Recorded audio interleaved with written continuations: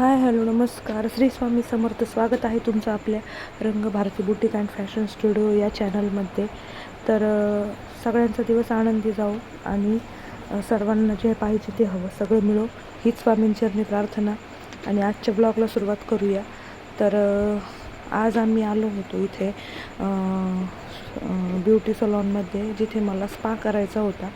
त्यानंतर इथे मी स्पा केला. तर हे ठिकाण बऱ्याच जणांना अहिल्यानगरमधलं आहे, माहीत नसणार. पण तिथेच घराच्या जवळ असणारा एक ब्युटी सलॉन होता, तिथे मी आले होते. तिथे मी केसांना स्पा केला, एक हेअरकट पण केला. त्यानंतर आम्ही घरी निघालो, कारण घरी बऱ्यापैकी भरपूर काम पडलं होतं. आणि बऱ्यापैकी मला जे घरामध्ये सामान होतं ते जुन्या घरी, ते सामान आम्हाला घेऊन यायचं होतं संध्याकाळी. तर तिथेच ते सामान पॅक करायला आम्हाला जायचं होतं.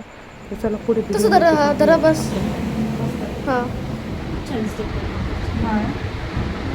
नाही बघा. आता आपण असं नाही करू शकतो, लावू शकतो आपण. हे आहे ना म्हणलं ना, हो टाकू शकतो तुम्ही. बाहेर तुम्हाला जायचं ड्रेसवर फंक्शन किंवा तिथं पण म्हणजे आपण करू शकतो. पुढं पकडे. हा, मग मी काय म्हणतो, तुम्ही डायरेक्ट त्याला म्हणा ना, ते मला परवा दिवशी पूजा घातली म्हणा, त्याचा जाधव पाटलांनी नंबर दिला म्हणा तुमचा, व्यवस्थित सांगा राव शेठ, असं करा. काय हा, तुमच्या मित्रांना का म्हणू, डायरेक्ट बाम करून लावा ना. आई घड्याळ नेला आपण आहे ना. तर हे आहे आमचं जुनं घर. आणि आम्ही आलो आहे सामान भरण्यासाठी जुन्या घरी. नवीन घरावर सगळं सामान घ्यायचं, त्यामुळे आम्ही आलो आहे जुन्या घरी. तुम्ही पाहू शकता हे कपाट वगैरे तर बांधून न्यावं लागणार आहे. आणि कूलर आहे, भरपूर सारं सामान आहे. काही सामान आम्ही नेलं आहे आणि काही सामान आहे इथे. पण त्याच्या मागे पण खूप सारं सामान आहे. फ्रीज आहे, अजून फ्रीज पण इथे भरपूर सगळे गॅस वगैरे सगळं बसून दिलं आहे. तर आम्ही आता सामान घेतो.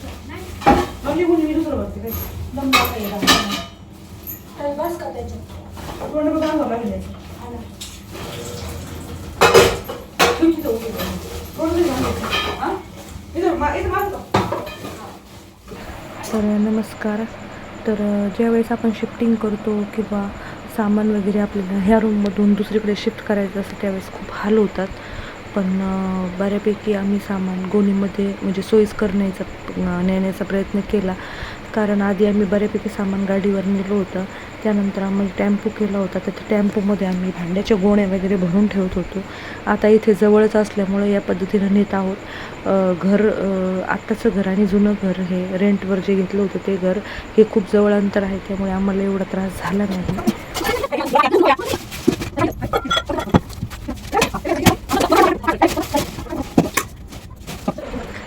जर या आणि त्या घरामध्ये बरंचसं अंतर असतं तर काहीतरी ॲडजस्टमेंट करावी लागली असती, किंवा खूप व्यवस्थित पद्धतीने बॉक्समध्ये वगैरे घालून सगळी भांडी न्यावी लागली असती. पण हा शिफ्टिंगचा प्रॉब्लेम हा नेहमी होतो. ज्यावेळेस बऱ्याच लेडीज असतील की रूम चेंज केल्यानंतर शिफ्ट करायचं आणि सगळं सामान इथून नेऊन तिकडे व्यवस्थित लावायचं किंवा साफसफाई करून लावायचं, हे खूप जीवावर येतं. पण ठीक आहे, काही हरकत नाही. आम्ही सगळ्यांनी मिळून केलं ते काम.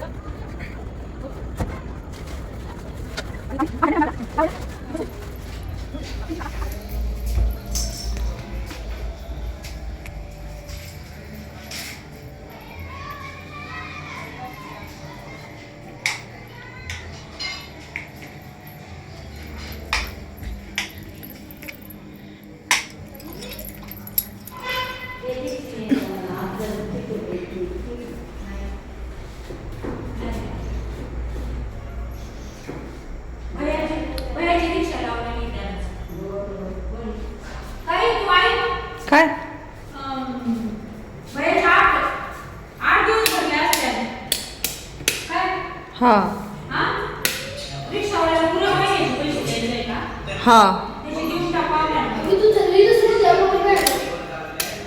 कारण त्यांनी त्या दिवशी मागितले होते पण भाऊ म्हटला सध्या गडबड आहे कोण कोण गेला असता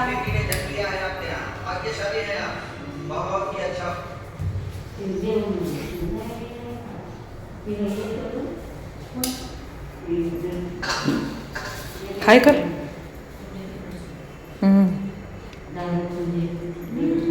तू चालू का तो मोबाईल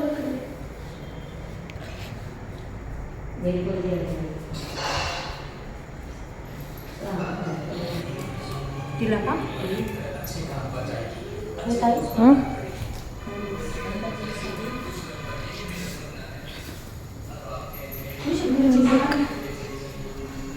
थोडी जात आहे पण हां 2-3 मिनिटच्या कोण हा सुट्टी नसेल उद्या चालला आता कामात गेलाच नाही आज उद्यापासून जाईन आता मग सापड काय म्हणतात त्यांच्या पुढच्या गोष्टी दरवाजा लावून घे मच्छी राहिली मारमाटीची काय म्हणतात साबण ते म्हणलं तुम्ही आले नाही ती शेती बसली होती ते म्हणलं काकू तुम्ही बी आले नाही म्हणलं तुम्हाला सगळ्यांना सांगितलं होतं मी संध्याकाळी यायचं म्हणजे मी म्हणली अरे आम्हाला अक्षर जावं लागलं याचा भाऊ आला होता काय आणि फिरायचं होतं काय